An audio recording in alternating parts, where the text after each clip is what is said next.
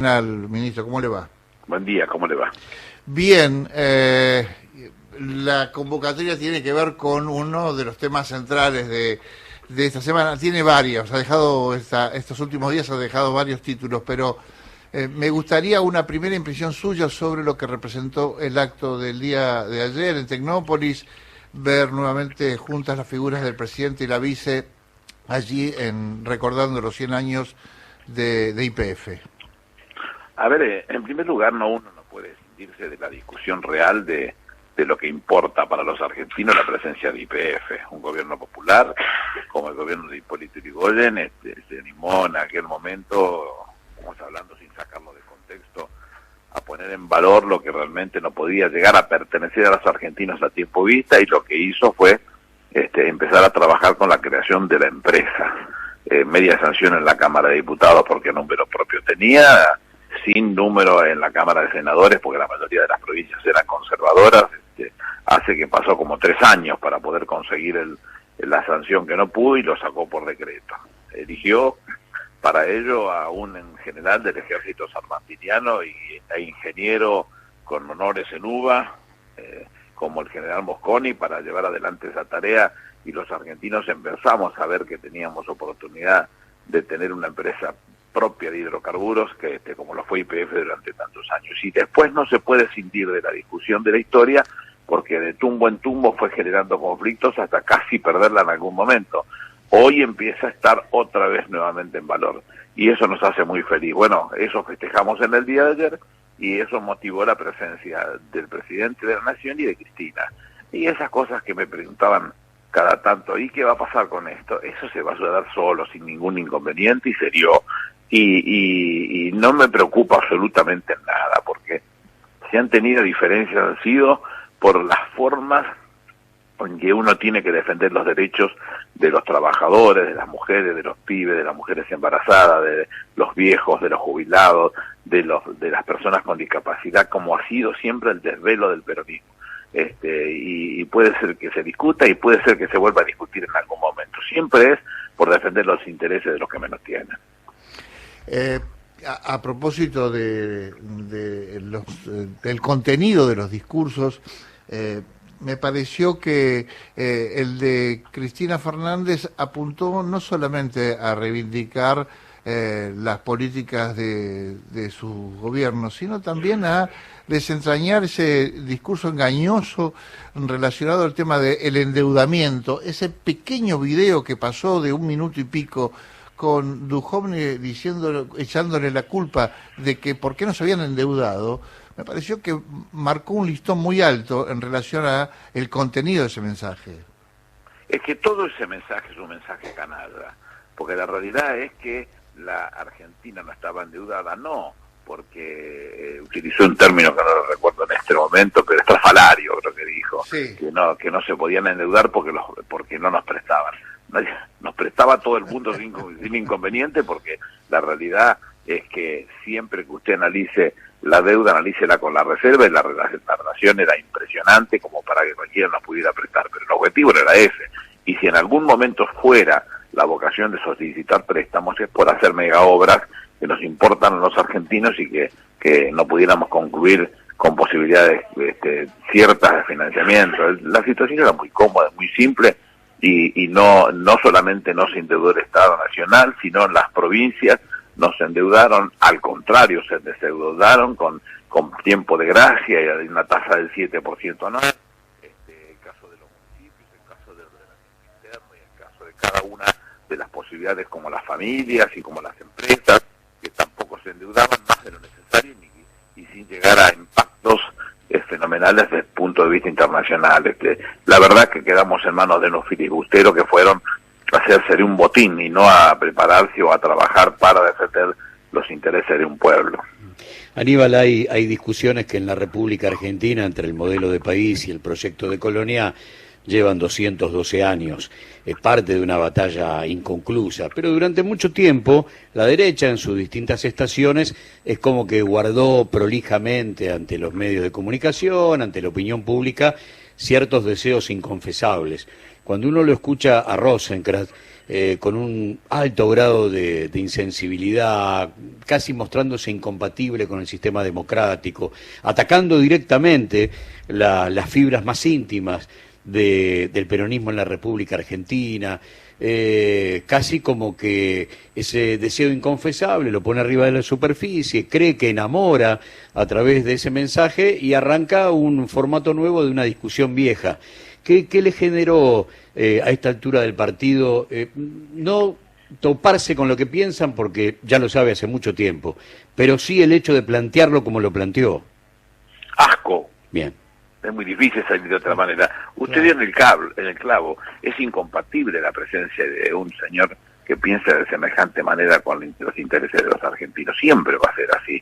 Lo hicieron con el 2x1 y después tuvieron que levantar el caballo porque un pueblo se levantaba sin aceptar semejante ataque a lo que nos había pasado a todos los argentinos y poner las cosas en su lugar, y hemos visto defender intereses de sus propios clientes de la peor manera. No estamos inventando nada, es cuestión de mirar un poquito y escarbar con la punta del dedo índice nomás para darse cuenta que está hacia abajo, ¿no? Uh-huh. Aníbal, ¿qué espera de la cumbre de las Américas? Uno imagina que el presidente, que confirmó su asistencia, estará viajando el próximo martes y regresará el sábado, tendrá la posibilidad de exponer cosas de tono acorde a lo que vino diciendo o lo que le planteó el delegado de Biden aquí en Casa Rosada. ¿Se espera, imagino, un discurso fuerte del presidente? El presidente no va solamente como representante de todos los argentinos o de la República Argentina con todos los argentinos y el resto de los que habitan aquí en defensa de los intereses propios. También es presidente de la CELAC y tiene cosas por decir. Los argentinos venimos discutiendo hace muchos años que es inhumano lo que están haciendo con Cuba, con el bloqueo, y hoy no le va en saga lo sucedido en Venezuela o lo sucedido en Nicaragua. No significa que uno apruebe a libro cerrado algunas de las acciones que sucedieron, sino el ataque a un pueblo que es incomprensible y que es necesario revisarse para que este mundo tenga situaciones mucho más lógicas y mucho más criteriosas a la hora de componer una propuesta política inteligente. Bien, lo último que le quiero preguntar tiene que ver con la propuesta de los gobernadores. Me gustaría saber su opinión y las posibilidades que ves de que realmente se avance en un proyecto que permita aumentar el número de integrantes de la Corte Suprema para hacerla más federal y, por cierto, también mantenga paridad de género. Yo siempre he sido gráfico con esas cosas. Siempre me separaba del gobierno para no meter en lío a nadie y poder decir las cosas como las siento. Siempre creí que había que ampliarlo. Cuando defienden el número de 5, el número de 5 era el número de la Constitución Argentina de 1860. La de 1853 era una Constitución de la Confederación. La de 1860, ya incorporada a la provincia de Buenos Aires, era la primer Constitución de la Nación. Y en esa Constitución eran 5. No hay tarea en una Argentina con 47.300.000 habitantes para que la manejen un poquitito más abierta, un poquitito más de hombres y mujeres formados en el derecho para hacer lo que todos los argentinos estamos necesitando. Yo creo que sí, hay que trabajarlo con ese tema. Y el número lo tenemos, porque para aumentarla es una ley simple, con lo cual tenemos un número relativo en diputados que con el apoyo de algunos gobernadores podríamos contar con ellos y sin problemas en el Senado para poder resolverlo. Nos encontraríamos entonces con esa solución lista.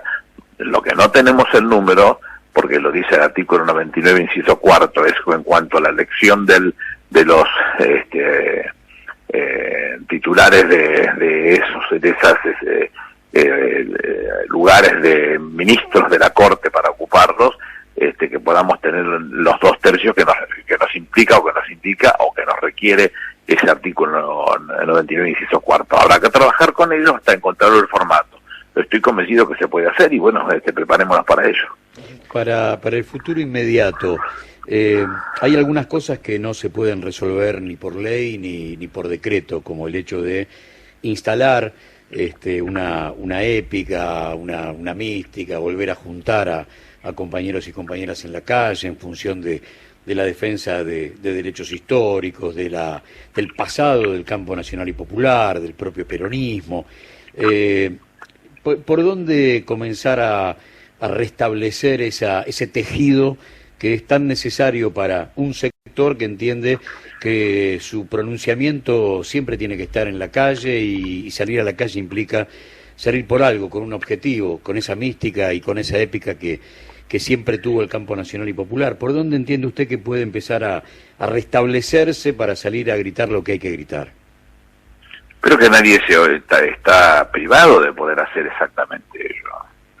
Empecé a militar a los 14 años, tengo 65, creo que 51 años me dan la razón de que cada vez que uno tiene necesidad de hacer saber a quienes gobiernan que hay necesidades de otro tipo y que tienen que ser atendidas, es la movilización, y he estado presente en cada una de ellas. Y nuestra visión con Néstor Kirchner, con Cristina Kirchner y hoy con Alberto Fernández respecto de esa participación hace que jamás en la vida levantáramos la mano para lastimar a nadie. Nunca lo haríamos, porque nuestra visión no está la de lastimar a nadie, pero mucho menos ir a reprimirlos porque están reclamando lo que les pertenece. Creo que esas cosas seguirán siendo así hasta que se vayan cumpliendo todas, porque el presidente tiene esa vocación de que se cumplan todas. Atento que agarramos un país hecho pedazos después de semejante bestia como Macri, 4 años al frente del Poder Ejecutivo. Una vez que eso culminó, cuando comenzaba a prepararse toda la resurrección, por llamarle de alguna manera, de la Argentina, se encuentran con una pandemia y después ahora con una guerra maldita. Ojalá termine mañana mismo y que no termine generando conflicto, pero todo eso genera una revolución en términos de vueltas y de complicaciones que tienen que ser atendidas y que Argentina no puede dejar de mirarlo. El presidente decía con mucho criterio ayer, la Argentina a esta situación va a encontrar que le va a dar ventajas económicas, pero eso no es lo que persigue la Argentina, eso no es decente, eso no es moral.